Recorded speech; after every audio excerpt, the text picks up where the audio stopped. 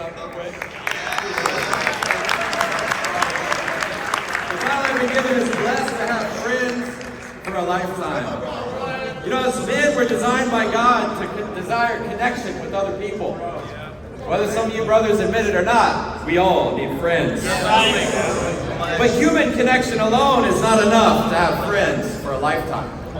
It's enough to have friends for a moment. Human connection will give you friends for a season. But there's something deeper if you're going to have friends for a lifetime. I've got one point today, and the one point is to have friends for a lifetime. You've got to have a friendship with the lifeline. Let's turn our Bibles to Isaiah chapter 41. Come on, bro. You know, here we're going to look at how God calls us to be friends with Him.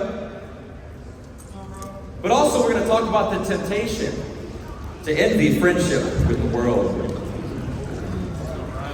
As campus disciples, that's the battlefield we step into every day. In Isaiah 41 and verses 6 through 10, before we jump in, we're going to see what seem to be two very similar fellowships. Come on, bro. But as we look at it, we're going to see how different they are. Isaiah 41 and verse 6. It says, each helps the other and says to his brother, be strong. The craftsman encourages the goldsmith, and he who smooths with the hammer spurs on him who strikes the anvil. He says of the welding, it's good. He nails down the idol, so it will not topple. But you, O Israel, my servant Jacob, whom I have chosen, you descendants of Abraham, my friend, I took you from the ends of the earth, from the farthest corners I've called you. I said, you are my servant. I've chosen you and have not rejected you. Do not be dismayed, for I am your God. I will strengthen you and help you. I will uphold you with my righteous right hand. You see, although these two fellowships seem so similar, they are very, very different. In verses 6 through 7, it says these people, they help each other. They're companions. There's encouragement. They're spurring each other on. There's acceptance. The only thing is they're united on building an idol. And God's not involved in this circle of friends. People are working together, but God's will is not a part of this work. Come on. Now in verse 8, God addresses His people. He says in this circle of friends, we help each other, we're companions, there's encouragement, there's spurring on, but there's friendship with God. There's a calling to God's purpose. In this circle of friends, God and His will is the star of the show.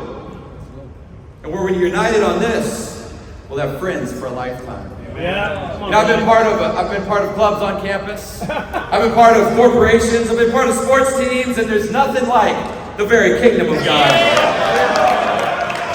And let me tell you, as a campus disciples, let's never let ourselves settle in the circles of friends where God is not the star of the show. We've got to go into those circles and pull people out, but those aren't our final stop. That's not where we settle.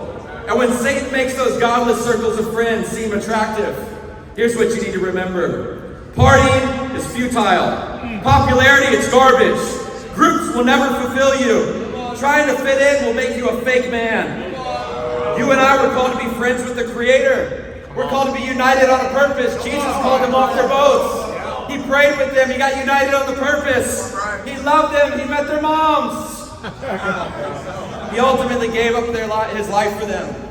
And then said, you're my friends if you do the same. Let's be united with one another. Let's strive to have friends, not just for a season, not just for a fellowship for a time, but for a lifetime, united on the purpose to seek and save the lost and to glorify God and have Him as the star of our friendships.